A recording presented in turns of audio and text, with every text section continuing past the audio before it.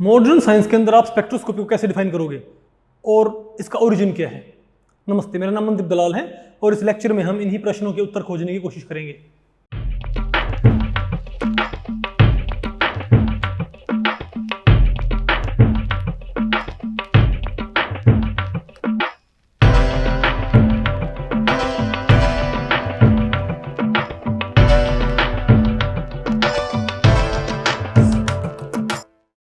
तो भाई पहले हम बात करते हैं डेफिनेशन ऑफ स्पेक्ट्रोस्कोपी की, कि स्पेक्ट्रोस्कोपी को आप डिफाइन कैसे करते हो। अब आज के टाइम पे यानी कि जो मॉडर्न डे साइंस है उसके अंदर जो सबसे ज़्यादा वाइडली एक्सेप्टेड डेफिनेशन है स्पेक्ट्रोस्कोपी की, वो है study of interaction of radiation with matter. कि भाई विज्ञान की वो शाखा जो कि रेडिएशन का मैटर के साथ इंटरेक्शन उसको स्टडी करती है, उसको हम बोलते हैं स्पेक्ट्रोस्कोपी। और जो ये मॉडर्न डे साइंस है भाई, इसके अंदर ये सारे का सारा इंटरेक्शन क्वांटम मैकेनिक्स के जरिए ही डिस्कस होता है। यानी कि जो मॉडर्न क्वांटम थ्योरी है वो ही इस चीज़ को एक्सप्लेन करती है, इसको रैशनलाइज करती है कि भाई रेडिएशन का मैटर के साथ क्या इंटरेक्शन है।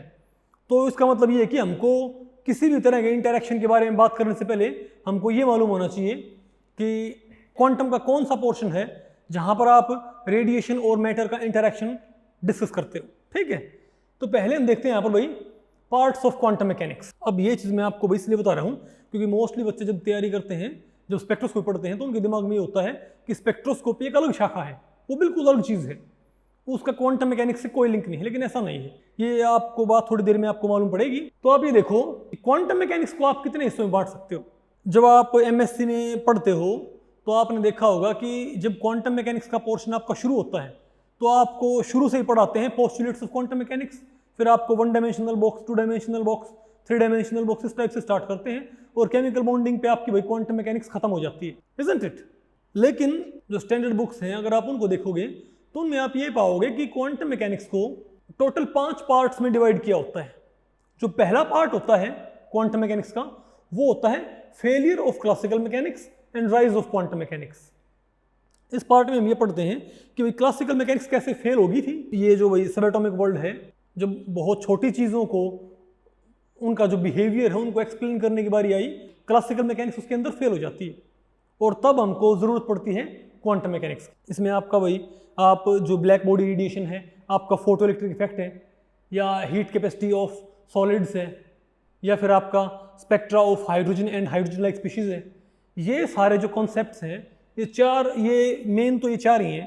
इन 4 कॉन्सेप्ट्स को एक्सप्लेन करने में कैसे क्लासिकल मैकेनिक्स फेल होती है और फिर कैसे भाई एक बिल्कुल ही एक नई साइंटिफिक फिलॉसफी अराइज होती है जिसको हम क्वांटम मैकेनिक्स बोलते हैं, और उसने इन चीज़ों को एक्सप्लेन किया। तो भाई ये होता है आपका फर्स्ट पार्ट के अंदर। जो सेकेंड पार्ट होता है क्वांटम मैकेनिक्स का, उसमें आप पढ़ते हो पोस्टुलेट्स ऑफ क्वांटम मैकेनिक्स, जो भाई formulation of modern quantum theory and its application to solve simple systems.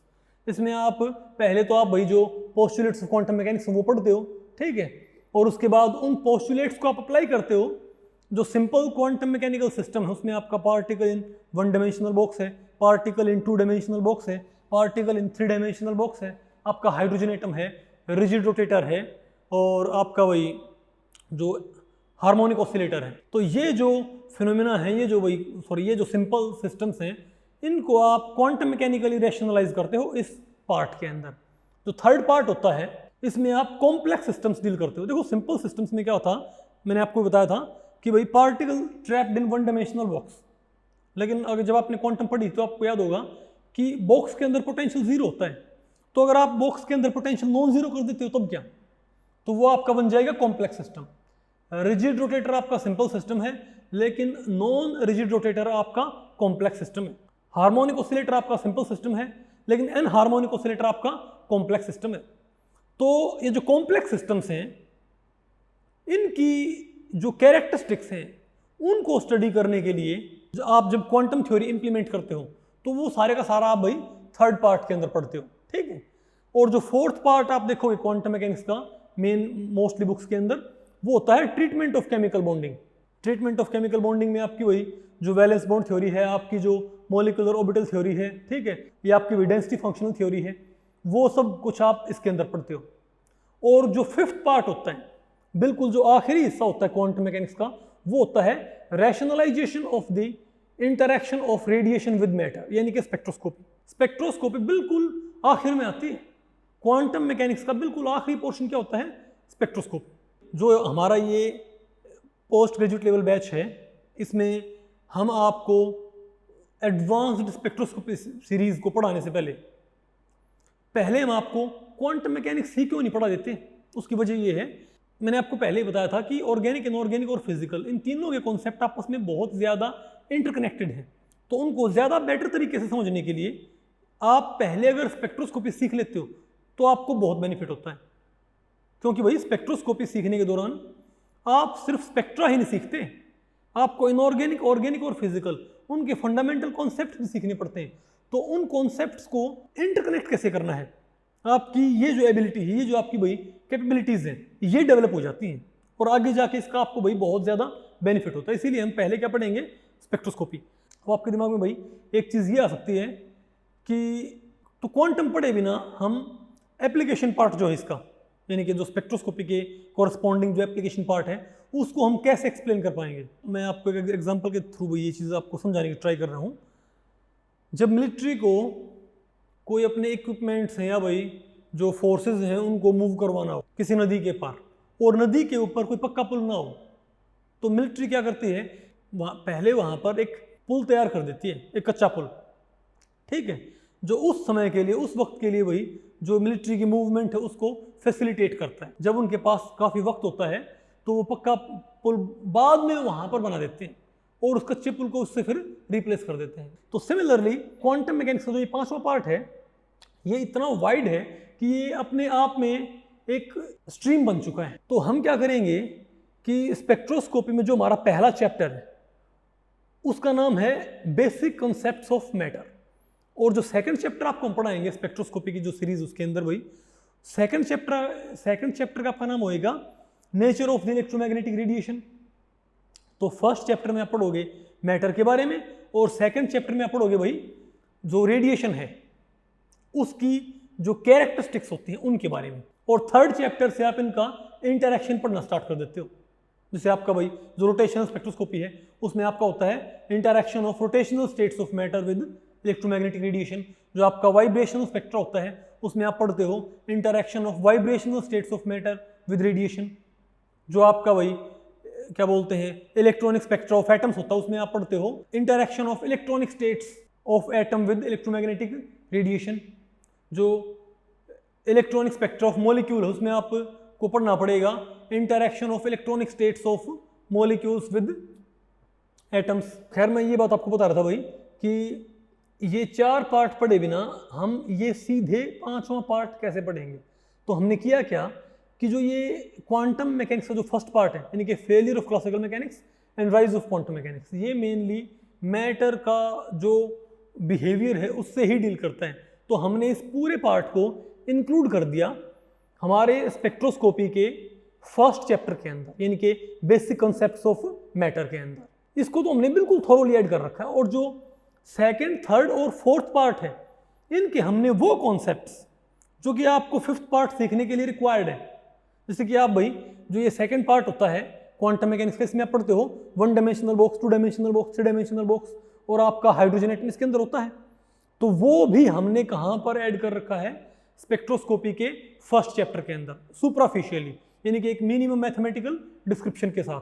बहुत ज़्यादा डिटेल तो आप इनको तभी पढ़ोगे जब आप फिजिकल केमिस्ट्री के अंदर क्वांटम मैकेनिक्स का आप चैप्टर पढ़ोगे। लेकिन यहाँ पर हमने एक मिनिमम मैथमेटिकल डिस्क्रिप्शन के साथ इनको ऐड कर दिया ताकि इस वक्त के लिए हमारा काम चल जाए। ओके, और जैसे कि भैया आपका ट्रीटमेंट ऑफ केमिकल बॉन्ड है, इसमें आपकी जो वैलेंस बॉन्ड थ्योरी है और मॉलिक्यूलर ऑर्बिटल थ्योरी है वो डिटेल तो आपको भाई क्वांटम मैकेनिक्स में ही पढ़ाई जाएंगी। यहाँ पर जो आपका भाई फर्स्ट चैप्टर है basic concepts of matter spectroscopy का, उसमें हमने इनको ऐड कर दिया ताकि हम भाई मतलब हमको इसका एक बेसिक आइडिया तो हो जाए कि भाई जो ये वैलेंस बॉन्ड थ्योरी है, मॉलिक्यूलर ऑर्बिटल थ्योरी है, ये काम कैसे करती है। और जो चीज़ें हमने फर्स्ट चैप्टर में ऐड नहीं की उनको हमने स्पेक्ट्रोस्कोपी के जो कॉरस्पॉन्डिंग कॉन्सेप्ट्स हैं उनके अंदर ऐड कर दिया। फॉर एग्जांपल इसके अंदर जो आपका हार्मोनिक ऑसिलेटर है उसको हमने ऐड कर दिया स्पेक्ट्रोस्कोपी में। जब आपको पढ़ाया जाएगा ना वाइब्रेशनल स्पेक्ट्रा, तब आपको वाइब्रेशनल स्पेक्ट्रा के चैप्टर में आपको सिखाया जाएगा पहले हार्मोनिक ऑसिलेटर।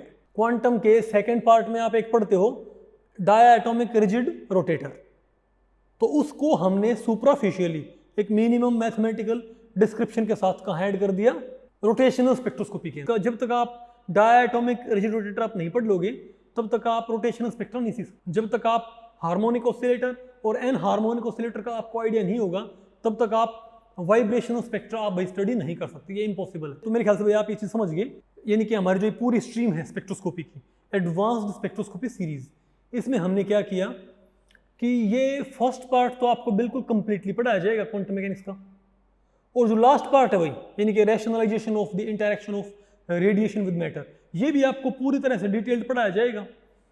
लेकिन क्वांटम मैकेनिक्स का जो सेकंड, थर्ड और फोर्थ पार्ट है, इनमें से हमने वो टॉपिक हम आपको भाई इस एडवांस्ड स्पेक्ट्रोस्कोपी सीरीज में आपको जरूर पढ़ाएंगे, जो कि एक कच्चा पुल बनाने के लिए रिक्वायर्ड है। यानी कि फर्स्ट पार्ट से फिफ्थ पार्ट में पहुंचने के लिए, इसकी ट्रांजिशनिंग के लिए जो चीज़ें हमको रिक्वायर्ड है वो आपको एटलीस्ट ज़रूर पढ़ाई जाएंगी। नहीं तो ये इम्पॉसिबल है कि आप फर्स्ट पार्ट पढ़ के एकदम से फिफ्थ पार्ट पढ़ लो। एक बात आपके दिमाग में भैया आएगी कि हम क्यों इतना ज़्यादा फोकस कर रहे हैं भाई कि आपको रोटेशनल स्पेक्ट्रा पढ़ाने से पहले आपको पहले पढ़ाया जाए डायटोमिक रिजिड रोटेटर, और आपको वाइब्रेशनल स्पेक्ट्रा पढ़ाने से पहले पढ़ाया जाए हार्मोनिक ऑसिलेटर। डिटेल तो आपको भाई क्वांटम पढ़ाए जाएंगे, लेकिन यहाँ पर सुपरफिशियली पढ़ने ज़रूरी क्यों है? देखो अब ये भाई आपका मुझे नहीं पता, लेकिन मैंने ये देखा है एमएससी के स्टूडेंट्स को कि जब वो स्पेक्ट्रोस्कोपी पढ़ते हैं, यानी कि जब वो भाई वाइब्रेशनल स्पेक्ट्रा पढ़ते हैं, तो कई बच्चों को तो ये भी आइडिया नहीं होता कि ये इस चीज़ का कुछ कनेक्शन भी है हार्मोनिक ऑसिलेटर से। वो मानते हैं भाई हार्मोनिक ऑसिलेटर का अलग चीज़ है क्वांटम मैकेनिक्स की, और वाइब्रेशनल स्पेक्ट्रा अलग चीज़ है, रोटेशनल स्पेक्ट्रा अलग चीज़ है, और डायटोमिक रिजिड रोटेटर बिल्कुल अलग चीज़ है। मैंने भाई ऐसे स्टूडेंट्स देखे हैं, मैं इसीलिए आपको ये चीज़ बार बार बता रहा हूँ कि ऐसा होता है। और ये चीज़ इतनी बेतुकी क्यों है, इतनी एब्सर्ड क्यों है, इतनी कमकली की चीज़ क्यों भाई? क्योंकि इसको समझने के लिए आप एक बार नहीं है जो डेफिनेशन है स्पेक्ट्रोस्कोपी की, आप एक बार उसी पे आओ। स्पेक्ट्रोस्कोपी की डेफिनेशन क्या थी? The study of interaction of radiation with matter. यानी आपको भाई जो रेडिएशन है उसका मैटर के साथ इंटरेक्शन स्टडी करना है, इजंट इट?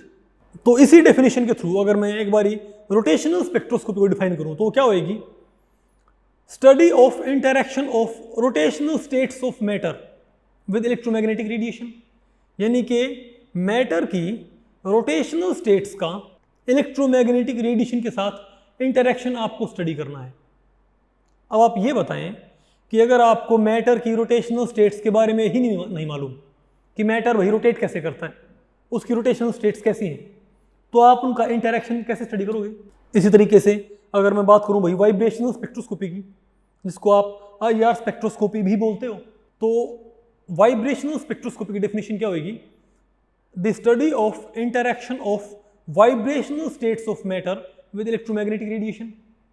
यानी यहाँ पर आपको मैटर की वाइब्रेशनल स्टेट्स का इंटरेक्शन स्टडी करना पड़ता है इलेक्ट्रोमैग्नेटिक रेडिएशंस के साथ। अब आप मुझे ये बताएं, अगर आपको मैटर की वाइब्रेशनल स्टेट्स के बारे में ही नहीं मालूम तो उसका इंटरेक्शन आप कैसे स्टडी कर सकते हो? इसी तरीके से अगर मैं बात करता हूँ भाई इलेक्ट्रॉनिक स्पेक्ट्रोस्कोपी ऑफ एटम्स, उसमें क्या होएगा?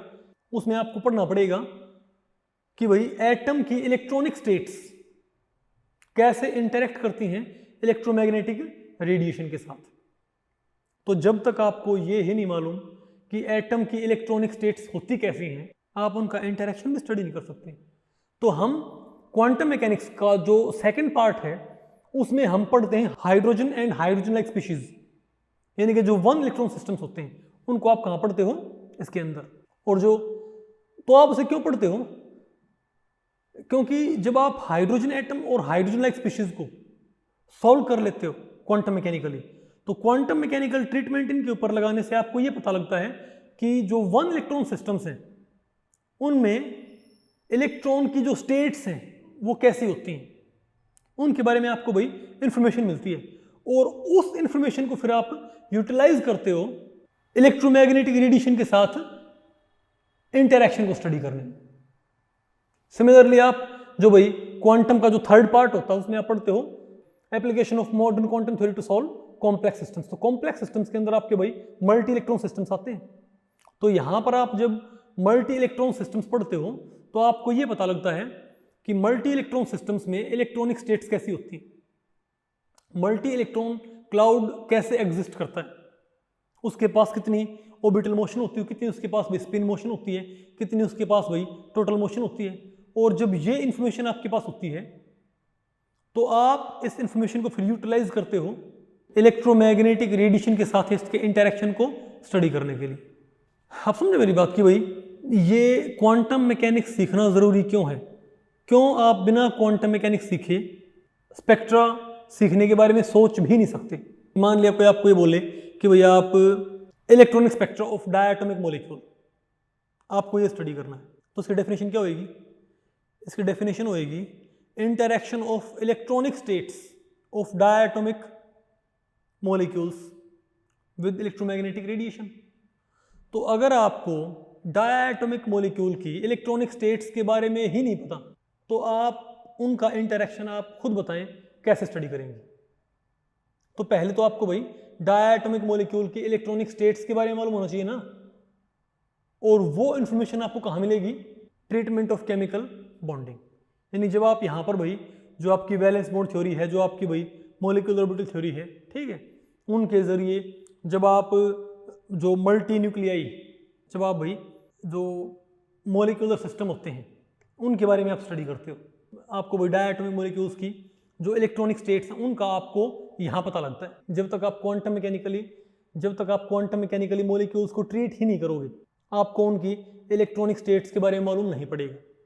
और जब तक आपको डायटोमिक मॉलिक्यूल की इलेक्ट्रॉनिक स्टेट्स के बारे में आपको मालूम नहीं पड़ेगा आप उनका इलेक्ट्रोमैग्नेटिक रेडिएशन के साथ इंटरेक्शन स्टडी नहीं कर सकते।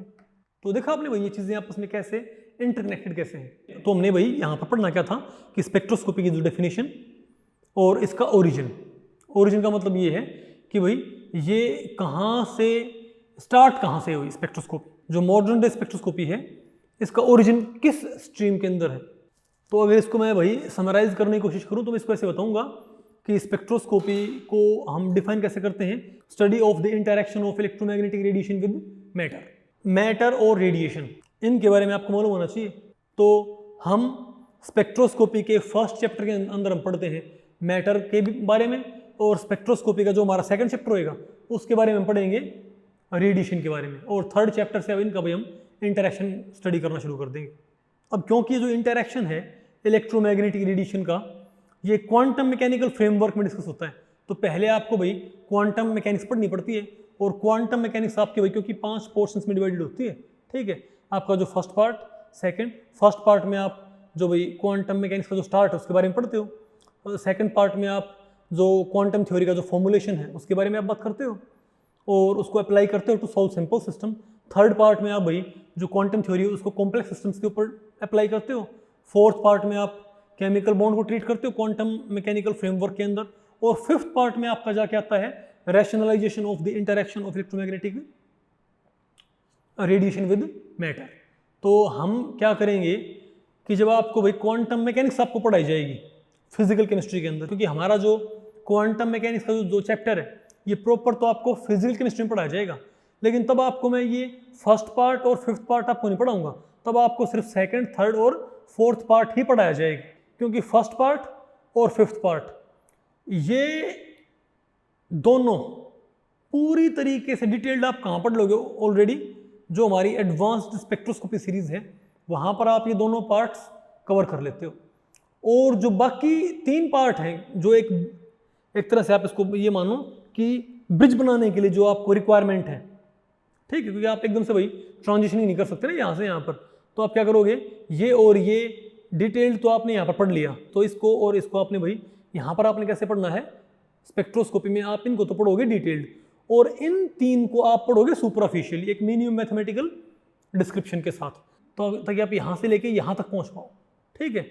और जब आपको भी क्वांटम पढ़ाई जाएगी तो आपको सिर्फ सेकंड, थर्ड और फोर्थ इन 3 पार्ट्स के बारे में ही आपको पढ़ना। तो भाई ये हमारा एडवांस्ड स्पेक्ट्रोस्कोपी सीरीज का हमारा बिल्कुल फर्स्ट लेक्चर था। तो भाई इस लेक्चर में इतना ही। अगर इसके बारे में आपके कुछ डाउट्स हैं या कुछ सुझाव हैं आपके, तो आप मुझे नीचे कमेंट सेक्शन में बताएं, मैं उनके उत्तर देने की पूरी कोशिश करूँगा। मिलते हैं अगले लेक्चर में, तब तक के लिए नमस्ते।